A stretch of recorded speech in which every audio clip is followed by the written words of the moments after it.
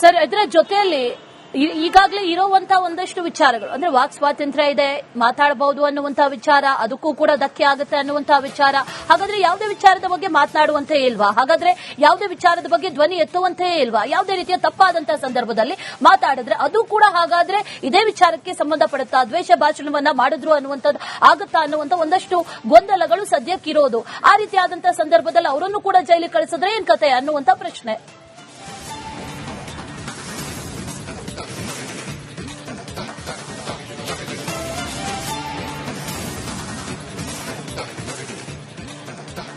ವಾಸ್ತವವಾಗಿ ಈ ಇಡೀ ಬಿಲ್ ಅನ್ನ ನೀವು ನೋಡಿದ್ರೆ ತುಂಬಾ ಸ್ಪಷ್ಟವಾಗಿ ಒಂದು ಸಂಗತಿ ಗೊತ್ತಾಗುತ್ತೆ. ಅದೇನು ಅಂತಂದ್ರೆ, ಈ ಬಿಲ್ ನಲ್ಲಿ ಒಂದು ಕ್ಲಾರಿಟಿ ಇಲ್ಲ. ಯಾವುದನ್ನ ಹೇಟ್ ಸ್ಪೀಚ್ ಅಂತ ಕರಿಬೇಕು ಅಂತ ಅವ್ರಿಗೂ ಗೊತ್ತಿಲ್ಲ. ಎಮೋಷನಲಿ ಹರ್ಟ್ ಆದಾಗ್ಲೂ ಕೂಡ ಅದನ್ನ ಹೇಟ್ ಸ್ಪೀಚ್ ಅಂತ ಕರಿಬಹುದು ಅಂತ. ನಾನು ಸುಮ್ಮನೆ ನಿಮ್ಮನ್ನೊಂದು ಪ್ರಶ್ನೆ ಕೇಳ್ತೀನಿ. ನನ್ನ ಮನೆ ಎದುರುಗಡೆ ಅಜಾನ್ ಕೂಗುವಂತ ಒಂದು ಅಜಾನ್ ಕೂಗ್ತಾರೆ ಪ್ರತಿನಿತ್ಯ. ಅಜಾನ್ ಕೂಗುವಾಗ ಅಜಾನ್ ನಲ್ಲಿ ಹೇಳ್ತಾರೆ ಒಬ್ಬನೇ ದೇವರು, ಇನ್ನು ಉಳಿದವರು ಯಾರು ದೇವರಲ್ಲ ಅನ್ನುವಂತ ಪರಿಕಲ್ಪನೆಯನ್ನ ಎವ್ರಿಡೇ ಅವ್ರು ಕೂಗ್ತಿರ್ಬೇಕಾದಾಗ, ಅವರು ಪ್ರತಿ ಶುಕ್ರವಾರದ ಭಾಷಣಗಳಲ್ಲಿ ಇದೊಂದೇ ದೇವರು ಸತ್ಯ, ಉಳಿದಿದ್ ಯಾವುದು ಸತ್ಯ ಅಲ್ಲ ಅಂತ ಹೇಳುವಾಗ, ಆಮ್ ಐ ನಾಟ್ ಹರ್ಟ್? ನನಗೆ ಹರ್ಟ್ ಆಗ್ತಾ ಇಲ್ವಾ? ನಾನು ನನ್ನ ಮನೆಯ ದೇವರ ಕೋಣೆಯಲ್ಲಿ ಎಲ್ಲ ದೇವರುಗಳನ್ನ ಪೂಜಿಸ್ತಾ ಇರ್ತೀನಿ, ಆಗ ಹರ್ಟ್ ಆಗಿರ್ತೀನಿ. ಆಗ ಯಾರನ್ನು ನೀವು ಒಳಗ್ ತಳ್ತೀರಾ? ಆ ಮೈಕಲ್ಲಿ ಕೂಗಿದವನನ್ನು ಒಳಗ್ ತಳ್ತೀರೋ ಅಥವಾ ಆ ಮಸೀದಿಯ ಮುಖ್ಯಸ್ಥನನ್ನು ತಳ್ತೀರೋ? ಯಾರನ್ನು ಒಳಗ್ ತಳ್ತೀರಾ ಅಂತ ಅನ್ನೋದು ಪ್ರಶ್ನೆ. ಹೀಗೆ ಅನೇಕ ಸಂಗತಿಗಳಿವೆ. ಈ ಬಿಲ್ ಅಲ್ಲಿ ಕ್ಲಾರಿಟಿ ಅನ್ನೋದಿಲ್ಲ. ಈ ಬಿಲ್ ಹೇಳುತ್ತೆ, ಯಾರಾದ್ರೂ ವಾಟ್ಸ್ಆಪ್ ಅಲ್ಲಿ ಒಂದು ಮೆಸೇಜ್ ಅನ್ನು ಕಳಿಸಿದ್ರೆ, ಯಾರಾದ್ರೂ ಯಾರೋ ಮಾಡಿದ ಟ್ವೀಟ್ ಅನ್ನ ರೀಟ್ವೀಟ್ ಮಾಡಿದ್ರೂ ಕೂಡ ನಿಮ್ಮನ್ನ 7 ವರ್ಷಗಳ ಕಾಲ ಜೈಲಿಗೆ ತಳ್ಳಬಹುದು, 50,000 ರೂಪಾಯಿವರೆಗೂ ದಂಡ ಹಾಕಬಹುದು ಅನ್ನುವಂತ ಒಂದು ಕಾನೂನನ್ನ ಈ ಬಿಲ್ ಮೂಲಕ ತರುವಂತ ಪ್ರಯತ್ನ ಮಾಡಿದ್ದಾರೆ. ಇನ್ನೂ ಒಂದು ಆಶ್ಚರ್ಯದ ಸಂಗತಿ ಏನು ಅಂತಂದ್ರೆ, ಈ ಬಿಲ್ ನಲ್ಲಿ ನನಗೆ ಅನ್ಸೋದೇನು ಅಂತಂದ್ರೆ, ಹೇಟ್ ಸ್ಪೀಚ್ಗೆ 7 ವರ್ಷಗಳ ಶಿಕ್ಷೆ ಇದೆ, ಅಪ್ ಟು 7 ಇಯರ್ಸ್ ಕೊಡಬಹುದು. ಆದ್ರೆ ಹೇಟ್ ಕ್ರೈಮ್ಗೆ ಶಿಕ್ಷೆ ಇಲ್ಲ. ನೀವು ಸರ್ ತನ್ಸೆ ಜುದಾ ಅಂತ ಹೇಳಿ ತಲೆ ಕಡಿದವನಿಗೆ ನೀವು ಹೈಕೋರ್ಟಿಗೆ ಹೋಗ್ಬಿಟ್ಟು ಅವ್ನು ಬೇಲ್ ತಗೊಂಡ್ ಬರಬಹುದು. ಆದ್ರೆ ಯಾರು ಈ ತರ ನಮ್ಮ ತಲೆಯನ್ನ ಕಡಿಯುವಂತವ್ರನ್ನ ನಾವು ಬಿಡಬಾರದು, ಇವರೆಲ್ಲ ಹಿಂಗ್ ಮಾಡ್ತಾರೆ ಅಂತ ಮಾತನಾಡ್ತಾರೋ ಅಂತವ್ರನ್ನ 7 ವರ್ಷ ಜೈಲಿಗೆ ತಳ್ಳಬೇಕು, ಅದನ್ನ ಡಿಸ್ಟ್ರಿಕ್ಟ್ ಮ್ಯಾಜಿಸ್ಟ್ರೇಟ್ ಲೆವೆಲ್ ನಲ್ಲೇ ಮುಗಿಸಬೇಕು ಎನ್ನುವಂತ ಒಂದು ಪ್ರಯತ್ನವನ್ನು ಇವರು ತಂದಿದ್ದಾರಲ್ಲ, ಇದು ಸ್ಪಷ್ಟವಾಗಿ ಏನ್ ಹೇಳುತ್ತೆ ಅಂತಂದ್ರೆ, ನೀವು ಕಾರ್ಯವನ್ನ ಮಾಡಿ, ನೀವು ಕ್ರೈಮ್ ಮಾಡಿ, ನಿಮ್ಮನ್ನು ನಾವು ಬಿಡ್ತೀವಿ, ಆದ್ರೆ ಕ್ರೈಮ್ ಬಗ್ಗೆ ಮಾತನಾಡಬೇಡಿ ಎನ್ನುವಂತ ಒಂದು ಪರಿಕಲ್ಪನೆ ಸರ್ಕಾರ ತರಲಿಕ್ಕೆ ಹೊರಟಿದೆ. ಐ ವಂಡರ್ ಹೇಗೆ ಇದನ್ನ ಪ್ರತಿಪಕ್ಷಗಳು ಒಪ್ಕೊಳ್ತವೆ ಮತ್ತು ಇಡೀ ಸಮಾಜ ಹೇಗೆ ಇದನ್ನು ಸ್ವೀಕರಿಸುತ್ತೆ ಅನ್ನೋದು ಬಹಳ ಆಶ್ಚರ್ಯದ ಸಂಗತಿ. ಮುಂದಿನ ದಿನಗಳಲ್ಲಿ ಹೇಗಾಗುತ್ತೆ ಅಂತಂದ್ರೆ, ನನಗೆ ಇವನ ಆಡಿದ ಮಾತಿನಿಂದ ಹರ್ಟ್ ಆಗಿದೆ ಅಂತ ಹೇಳಿದ ತಕ್ಷಣ ನಿಮ್ಮ ಮೇಲೊಂದು ಎಫ್ಐಆರ್ ಹಾಕಬಹುದು. ನನಗೆ ಇವನು ಮಾಡಿರುವಂತ ಟ್ವೀಟ್ ನಿಂದ ಹರ್ಟ್ ಆಗಿದೆ ಅಂತ ನಾನು ನೇರವಾಗಿ ಹೋಗಿ ನಿಮ್ಮ ಮೇಲೊಂದು ಎಫ್ಐಆರ್ ಮಾಡಿಸಬಹುದು. ಒಂದು ಎಫ್ಐಆರ್ ಗಳ ಭರಾಟೆ ಶುರುವಾಗಬಹುದು ಈ ಕಾನೂನಿನ ಆಧಾರದ ಮೇಲೆ. ಪೊಲೀಸರು ಕೂಡ ತಮ್ಮ ವಿವೇಚನೆಯಲ್ಲಿ ಏನು ಮಾಡುವಂತಿಲ್ಲ.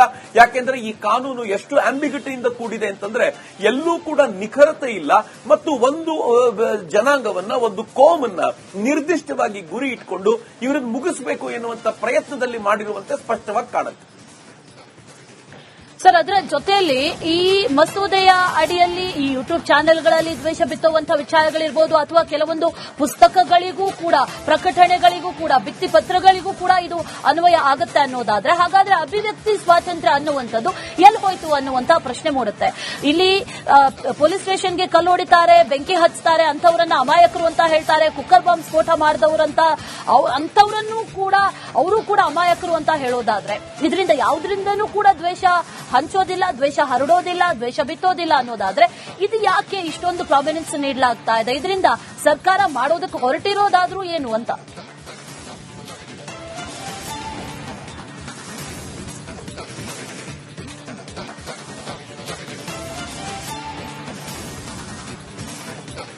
ಅಶ್ವಿನಿ ಅವರೇ, ನೀವು ಒಂದು ಸ್ಪಷ್ಟವಾಗಿ ಗಮನಿಸಬಹುದಾಗಿರುವಂತಹ ಸಂಗತಿ ಏನು ಅಂತಂದ್ರೆ, ಈ ಒಟ್ಟಾರೆ ಬಿಲ್ಲು ಏನ್ ಹೇಳುತ್ತೆ ಗೊತ್ತಾ? ನೀವು ಕುಕೃತ್ಯವನ್ನ ಮಾಡಬಹುದು, ಕುಕೃತ್ಯದ ಬಗ್ಗೆ ಮಾತನಾಡಬಾರದು. ಇದು ಮೊದಲನೇದು, ಅದರಲ್ಲಿ ಯಾವ ಅನುಮಾನವೂ ಇಲ್ಲ.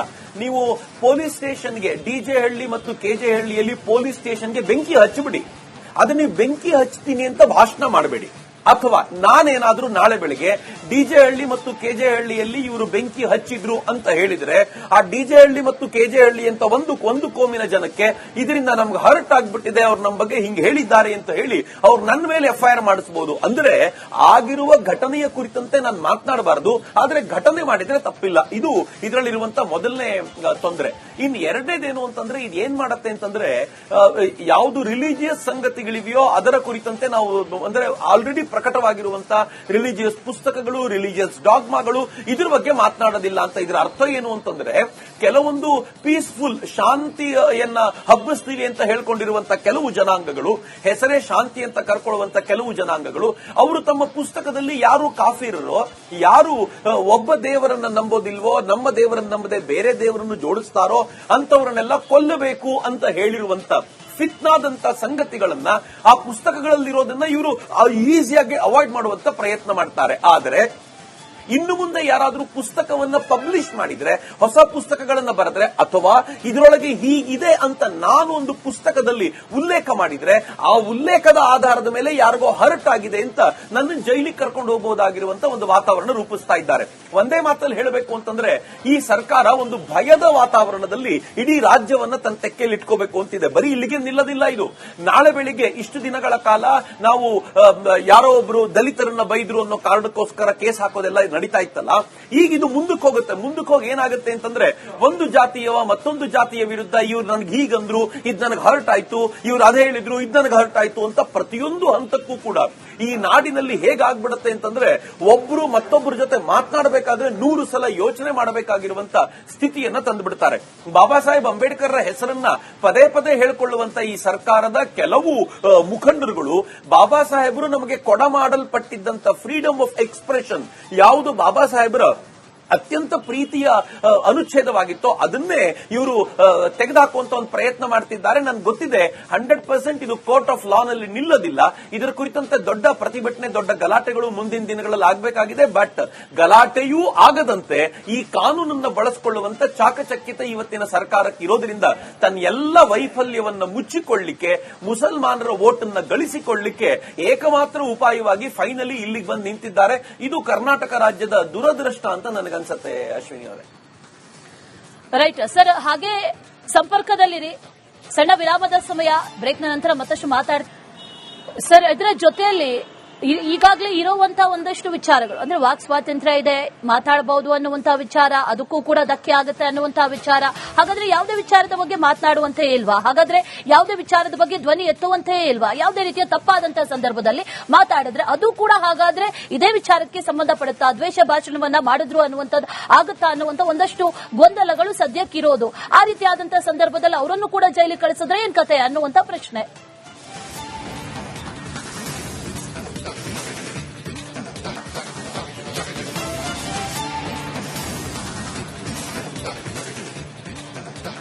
ವಾಸ್ತವವಾಗಿ ಈ ಇಡೀ ಬಿಲ್ ಅನ್ನ ನೀವು ನೋಡಿದ್ರೆ ತುಂಬಾ ಸ್ಪಷ್ಟವಾಗಿ ಒಂದು ಸಂಗತಿ ಗೊತ್ತಾಗುತ್ತೆ. ಅದೇನು ಅಂತಂದ್ರೆ ಈ ಬಿಲ್ ನಲ್ಲಿ ಒಂದು ಕ್ಲಾರಿಟಿ ಇಲ್ಲ. ಯಾವುದನ್ನ ಹೇಟ್ ಸ್ಪೀಚ್ ಅಂತ ಕರಿಬೇಕು ಅಂತ ಅವ್ರಿಗೂ ಗೊತ್ತಿಲ್ಲ. ಎಮೋಷನಲಿ ಹರ್ಟ್ ಆದಾಗ್ಲೂ ಕೂಡ ಅದನ್ನ ಹೇಟ್ ಸ್ಪೀಚ್ ಅಂತ ಕರಿಬಹುದು ಅಂತ. ನಾನು ಸುಮ್ಮನೆ ನಿಮ್ಮನ್ನೊಂದು ಪ್ರಶ್ನೆ ಕೇಳ್ತೀನಿ. ನನ್ನ ಮನೆ ಎದುರುಗಡೆ ಅಜಾನ್ ಕೂಗುವಂತ ಒಂದು ಅಜಾನ್ ಕೂಗ್ತಾರೆ ಪ್ರತಿನಿತ್ಯ. ಅಜಾನ್ ಕೂಗುವಾಗ ಅಜಾನ್ ನಲ್ಲಿ ಹೇಳ್ತಾರೆ ಒಬ್ಬನೇ ದೇವರು, ಇನ್ನು ಉಳಿದವರು ಯಾರು ದೇವರಲ್ಲ ಅನ್ನುವಂತ ಪರಿಕಲ್ಪನೆಯನ್ನ ಎವ್ರಿಡೇ ಅವ್ರು ಕೂಗ್ತಿರ್ಬೇಕಾದಾಗ ಅವರು ಪ್ರತಿ ಶುಕ್ರವಾರದ ಭಾಷಣಗಳಲ್ಲಿ ಇದೊಂದೇ ದೇವರು ಸತ್ಯ, ಉಳಿದಿದ್ ಯಾವುದು ಸತ್ಯ ಅಲ್ಲ ಅಂತ ಹೇಳುವಾಗ ಆಮ್ ಐ ನಾಟ್ ಹರ್ಟ್? ನನಗೆ ಹರ್ಟ್ ಆಗ್ತಾ ಇಲ್ವಾ? ನಾನು ನನ್ನ ಮನೆಯ ದೇವರ ಕೋಣೆಯಲ್ಲಿ ಎಲ್ಲ ದೇವರುಗಳನ್ನ ಪೂಜಿಸ್ತಾ ಇರ್ತೀನಿ, ಆಗ ಹರ್ಟ್ ಆಗಿರ್ತೀನಿ.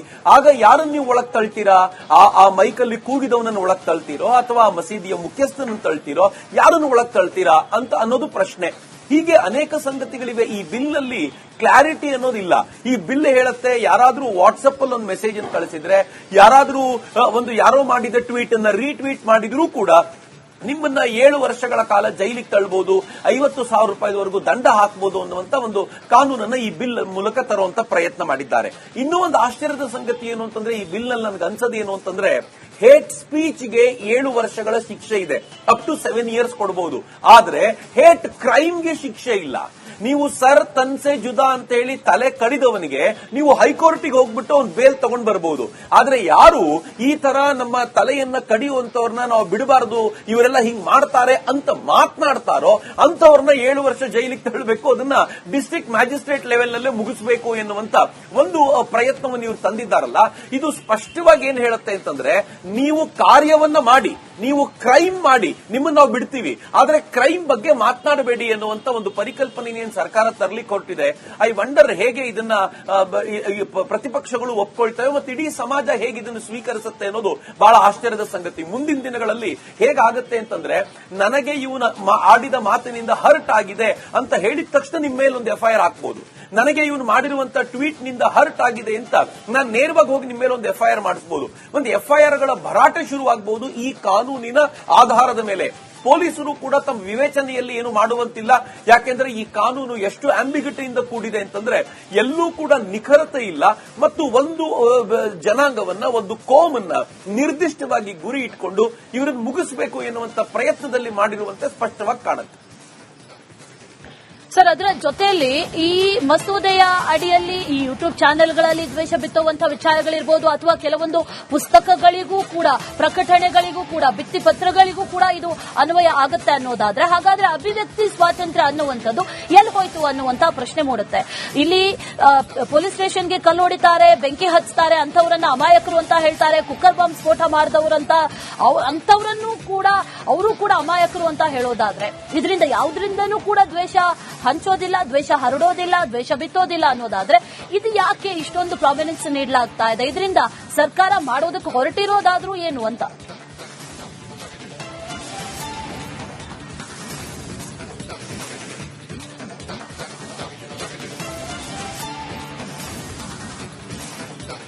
ಅಶ್ವಿನಿ ಅವರೇ, ನೀವು ಒಂದು ಸ್ಪಷ್ಟವಾಗಿ ಗಮನಿಸಬಹುದಾಗಿರುವಂತಹ ಸಂಗತಿ ಏನು ಅಂತಂದ್ರೆ, ಈ ಒಟ್ಟಾರೆ ಬಿಲ್ಲು ಏನ್ ಹೇಳುತ್ತೆ ಗೊತ್ತಾ, ನೀವು ಕುಕೃತ್ಯವನ್ನ ಮಾಡಬಹುದು, ಕುಕೃತ್ಯದ ಬಗ್ಗೆ ಮಾತನಾಡಬಾರದು. ಇದು ಮೊದಲನೇದು, ಅದರಲ್ಲಿ ಯಾವ ಅನುಮಾನವೂ ಇಲ್ಲ. ನೀವು ಪೊಲೀಸ್ ಸ್ಟೇಷನ್ಗೆ, DJ ಹಳ್ಳಿ ಮತ್ತು KJ ಹಳ್ಳಿಯಲ್ಲಿ ಪೊಲೀಸ್ ಸ್ಟೇಷನ್ಗೆ ಬೆಂಕಿ ಹಚ್ಚಿಬಿಡಿ, ಅದನ್ನ ನೀವು ಬೆಂಕಿ ಹಚ್ತೀನಿ ಅಂತ ಭಾಷಣ ಮಾಡಬೇಡಿ. ಅಥವಾ ನಾನೇನಾದ್ರೂ ನಾಳೆ ಬೆಳಿಗ್ಗೆ DJ ಹಳ್ಳಿ ಮತ್ತು KJ ಹಳ್ಳಿಯಲ್ಲಿ ಇವರು ಬೆಂಕಿ ಹಚ್ಚಿದ್ರು ಅಂತ ಹೇಳಿದ್ರೆ, ಆ DJ ಹಳ್ಳಿ ಮತ್ತು KJ ಹಳ್ಳಿ ಅಂತ ಒಂದು ಕೋಮಿನ ಜನಕ್ಕೆ ಇದರಿಂದ ನಮ್ಗೆ ಹರ್ಟ್ ಆಗ್ಬಿಟ್ಟಿದೆ, ಅವ್ರು ನಮ್ಮ ಬಗ್ಗೆ ಹಿಂಗೆ ಹೇಳಿದ್ದಾರೆ ಅಂತ ಹೇಳಿ ಅವ್ರು ನನ್ನ ಮೇಲೆ FIR ಮಾಡಿಸಬಹುದು. ಅಂದ್ರೆ ಆಗಿರುವ ಘಟನೆಯ ಕುರಿತಂತೆ ನಾನು ಮಾತನಾಡಬಾರದು, ಆದ್ರೆ ಘಟನೆ ಮಾಡಿದ್ರೆ ತಪ್ಪಿಲ್ಲ. ಇದು ಇದರಲ್ಲಿರುವಂತಹ ಮೊದಲನೇ ತೊಂದರೆ.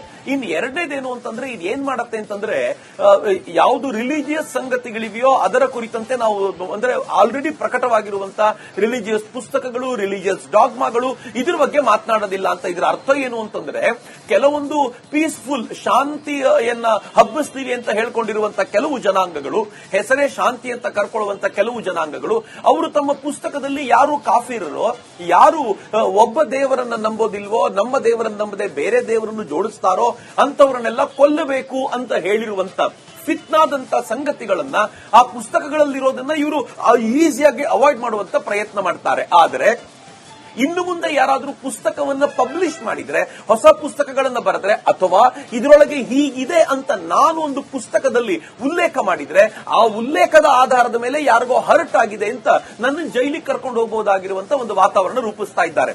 ಒಂದೇ ಮಾತಲ್ಲಿ ಹೇಳಬೇಕು ಅಂತಂದ್ರೆ, ಈ ಸರ್ಕಾರ ಒಂದು ಭಯದ ವಾತಾವರಣದಲ್ಲಿ ಇಡೀ ರಾಜ್ಯವನ್ನ ತನ್ನ ತೆಕ್ಕೆಯಲ್ಲಿ ಇಟ್ಕೋಬೇಕು ಅಂತಿದೆ. ಬರೀ ಇಲ್ಲಿಗೆ ನಿಲ್ಲದಿಲ್ಲ ಇದು. ನಾಳೆ ಬೆಳಿಗ್ಗೆ ಇಷ್ಟು ದಿನಗಳ ಕಾಲ ನಾವು ಯಾರೋ ಒಬ್ರು ದಲಿತರನ್ನ ಬೈದ್ರು ಅನ್ನೋ ಕಾರಣಕ್ಕೋಸ್ಕರ ಕೇಸ್ ಹಾಕೋದೆಲ್ಲ ನಡೀತಾ ಇತ್ತಲ್ಲ, ಈಗ ಇದು ಮುಂದಕ್ಕೆ ಹೋಗುತ್ತೆ. ಮುಂದಕ್ಕೆ ಹೋಗಿ ಏನಾಗುತ್ತೆ ಅಂತಂದ್ರೆ, ಒಂದು ಜಾತಿಯವ ಮತ್ತೊಂದು ಜಾತಿಯ ವಿರುದ್ಧ ಇವ್ರು ನನಗೆ ಹೀಗಂದ್ರು, ಇದು ನನಗೆ ಹರ್ಟ್ ಆಯ್ತು, ಇವ್ರು ಅದೇ ಹೇಳಿದ್ರು, ಇದು ನನಗೆ ಹರ್ಟ್ ಆಯ್ತು ಅಂತ ಪ್ರತಿಯೊಂದು ಹಂತಕ್ಕೂ ಕೂಡ ಈ ನಾಡಿನಲ್ಲಿ ಹೇಗಾಗ್ಬಿಡುತ್ತೆ ಅಂತಂದ್ರೆ, ಒಬ್ರು ಮತ್ತೊಬ್ಬರ ಜೊತೆ ಮಾತನಾಡಬೇಕಾದ್ರೆ 100 ಸಲ ಯೋಚನೆ ಮಾಡಬೇಕಾಗಿರುವಂತ ಸ್ಥಿತಿಯನ್ನ ತಂದುಬಿಡ್ತಾರೆ. ಬಾಬಾ ಸಾಹೇಬ್ ಅಂಬೇಡ್ಕರ್ ಹೆಸರನ್ನ ಪದೇ ಪದೇ ಹೇಳಿಕೊಳ್ಳುವಂತ ಈ ಸರ್ಕಾರದ ಕೆಲವು ಮುಖಂಡರುಗಳು, ಬಾಬಾ ಸಾಹೇಬರು ನಮಗೆ ಕೊಡಮಾಡಲ್ಪಟ್ಟಿದ್ದಂತ ಫ್ರೀಡಮ್ ಆಫ್ ಎಕ್ಸ್ಪ್ರೆಷನ್ ಯಾವುದು ಬಾಬಾ ಸಾಹೇಬರ ಅತ್ಯಂತ ಪ್ರೀತಿಯ ಅನುಚ್ಛೇದವಾಗಿತ್ತು, ಅದನ್ನೇ ಇವರು ತೆಗೆದುಹಾಕುವಂತ ಒಂದು ಪ್ರಯತ್ನ ಮಾಡ್ತಿದ್ದಾರೆ. ನನ್ಗೆ ಗೊತ್ತಿದೆ 100% ಇದು ಕೋರ್ಟ್ ಆಫ್ ಲಾ ನಲ್ಲಿ ನಿಲ್ಲೋದಿಲ್ಲ. ಇದರ ಕುರಿತಂತೆ ದೊಡ್ಡ ಪ್ರತಿಭಟನೆ, ದೊಡ್ಡ ಗಲಾಟೆಗಳು ಮುಂದಿನ ದಿನಗಳಲ್ಲಿ ಆಗಬೇಕಾಗಿದೆ. ಬಟ್ ಗಲಾಟೆಯೂ ಆಗದಂತೆ ಈ ಕಾನೂನನ್ನು ಬಳಸಿಕೊಳ್ಳುವಂತ ಚಾಕಚಕ್ಯತೆ ಇವತ್ತಿನ ಸರ್ಕಾರಕ್ಕೆ ಇರೋದ್ರಿಂದ ತನ್ನ ಎಲ್ಲ ವೈಫಲ್ಯವನ್ನು ಮುಚ್ಚಿಕೊಳ್ಳಿಕ್ಕೆ, ಮುಸಲ್ಮಾನರ ವೋಟ್ ಅನ್ನ ಗಳಿಸಿಕೊಳ್ಳಿಕ್ಕೆ ಏಕಮಾತ್ರ ಉಪಾಯವಾಗಿ ಫೈನಲಿ ಇಲ್ಲಿಗೆ ಬಂದು ನಿಂತಿದ್ದಾರೆ. ಇದು ಕರ್ನಾಟಕ ರಾಜ್ಯದ ದುರದೃಷ್ಟ ಅಂತ ನನಗನ್ಸುತ್ತೆ ಅಶ್ವಿನಿ ಅವರೇ. ರೈಟ್ ಸರ್, ಹಾಗೆ ಸಂಪರ್ಕದಲ್ಲಿರಿ. ಸಣ್ಣ ವಿರಾಮದ ಸಮಯ, ಬ್ರೇಕ್ನ ನಂತರ ಮತ್ತಷ್ಟು ಮಾತಾಡ್ತೀವಿ.